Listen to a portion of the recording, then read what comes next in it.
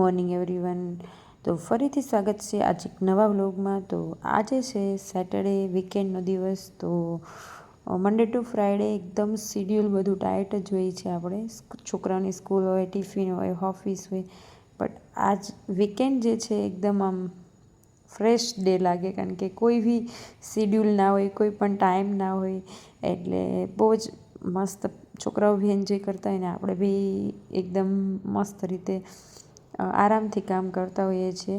તો આજે 12:30થી આપણે વ્લોગ ચાલુ કરીએ છીએ. નાહી ધોઈ લેટ ઉઠ્યા હતા, ફ્રેશ થઈ, મોર્નિંગનું વોક બી થઈ ગયું હતું અને બધું જ કામ થઈ ગયું હતું. અને સવારનો હેવી નાસ્તો તો આજે એટલે આપણે સિમ્પલ દાળ રાઈસ જ બનાવ્યા હતા, એકદમ બહુ હેવી નહોતું બનાવ્યું. તો આજનો દિવસ એક મેમરી માટેનો જ હોય છે, મતલબ કે એક આપણે લાઈફમાં શું કરીએ છીએ શું નહીં, એક મેમરીઝ બનાવવા માટે જ હું આ વિડીયો બનાવતી હોય છું. અને જો દાળ રાઈસ બની ગયા હતા અને પછી હું એકદમ રસોડું છે એકદમ ક્લીન કરી નાખું છું, કારણ કે કિચન એક એવી વસ્તુ છે લેડીઝ માટે કે જે એને ઝાઝો ટાઈમ આપણે કિચનમાં જ કાઢવાનો હોય છે. તો કિચન હંમેશા સાફ સુથરું રહે, હું એવી પ્રાયોરિટી પહેલાં આપું છું કે રસોઈ બનાવીને તરત જ કિચનને હું સાફ કરી લઉં છું. બધું જ કામ થઈ ગયું. જમી અને પછી અમે નીકળી ગયા હતા વિશ્વમની સાયકલ લેવા માટે. ઘણા ટાઈમથી વિશ્વમ કહેતું હતું કે મમ્મા આજે મારે સાયકલ લઈ આવજો, આજે લઈ આવજો. તો ફાઇનલી અમે નીકળી ગયા હતા અને બીજા 2 થી 3 કામ બી હતા, તો કીધું સાથે સાથે થઈ જાય. તો વિઝિટ કરી રહ્યા હતા સાયકલના સ્ટોર પર, પણ બહુ જ અત્યારનો દિવસ તો 2:30 વાગ્યા હતા, છતાં પણ એટલો ટ્રાફિક હતો ને કે વાત જ જવા દો. અમારે ખાલી 10 કિલોમીટર જવું હતું તો બી અમારે પોણો કલાક લાગી ગયો હતો.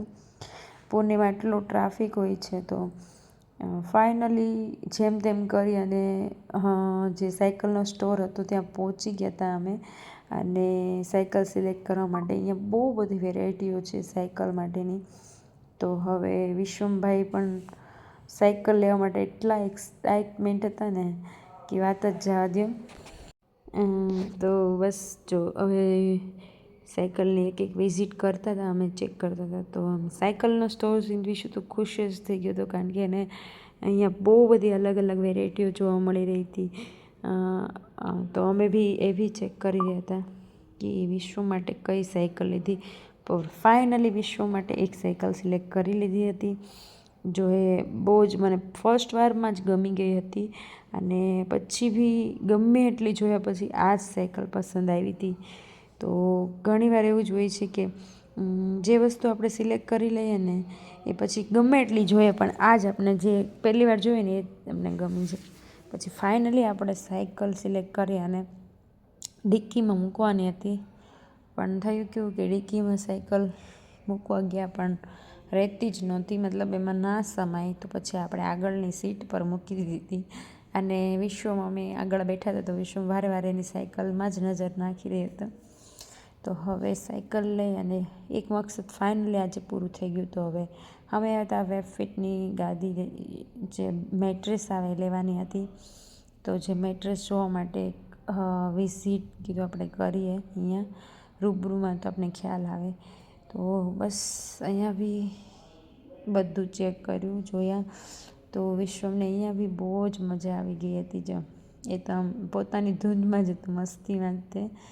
તો એ પતાવી અને પછી અમે આવી ગયા હતા જુપિટર જોવા માટે TVSના શોરૂમમાં.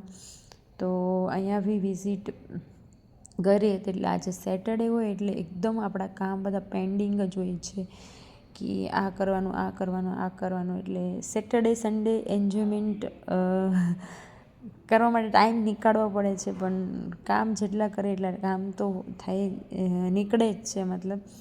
તો બસ આ રીતનું હતું. તો થોડીક ઇન્ક્વાયરી કીધું કરીએ આપણે લેવાની છે. તો એ જે TVSનું જુપિટર શોરૂમનું છે એ બહુ જ મસ્ત છે, મતલબ એની ફંક્શનાલિટી બહુ સરસ છે. એટલે અમે એ લેવાનું વિચાર્યું હતું. અને ફાઇનલી અમે 5:30 ઘરે આવી ગયા હતા અને સાયકલ અમારા બહાર રાખી દીધી હતી. અને હવે વિશ્વમ તો ગાડીમાં જ સૂઈ ગયો હતો, તો એને સુવડાવી દીધો છે. અને દિલીપને લાગી હતી બહુ ભૂખ, તો મેં વિચાર્યું કે ચલો પુડલા બનાવી નાખીએ થોડાક. તો પછી બેસન અને જે આપણે ઢોકળાનું બનાવીએ એના પુડલા મેં બનાવ્યા છે. બહુ જ ક્રિસ્પી એકદમ યુનિક ઢોકળા મતલબ પુડલા બને છે. તમે ટ્રાય જરૂરથી કરજો આ રીતના પુડલા બનાવવાની. આ જે પુડલા છે એકદમ હેલ્ધી રહે છે ને આમ ક્રિસ્પીનેસ બને. રાઈસ અને આપણે ચણાની દાળ એડ કરેલી હોય છે ને એટલે તો તમે જરૂરથી વિઝિટ કરજો આ રીતના પુડલા. તો બસ આજનો દિવસ તો અમારો અડધો તો પતી ગયો છે કે હવે સાંજે તો શું જમશું એ કંઈ નક્કી નથી, પણ અત્યારે ખાલી કીધું ભૂખ લાગી છે એટલે પુડલા ખાઈ લઈએ. અને પછી વિશ્વમને ફાઇનલી ઉઠાડી દીધો હતો અને પછી અમે જઈ રહ્યા હતા એમનરા મોલ, કારણ કે વિચાર્યું કે જઈએ થોડીક વાર મોલમાં છોકરાઓને લઈને. તો સામેવાળા ફ્રેન્ડ ને એ બધા છે એ તો જતા રહ્યા, આગળ અમે પાછળથી ગયા હતા. ત્યાં નજીક જ છે એટલે વિચાર્યું કે ગેમ ઝોનમાં લઈ જઈએ આજે. કેટલા ટાઈમથી ગેમ ઝોન કરતા હતા તો વિચાર્યું કે ચલો ને નજીક છે તો થોડોક ટાઈમ છે તો જઈ આવે.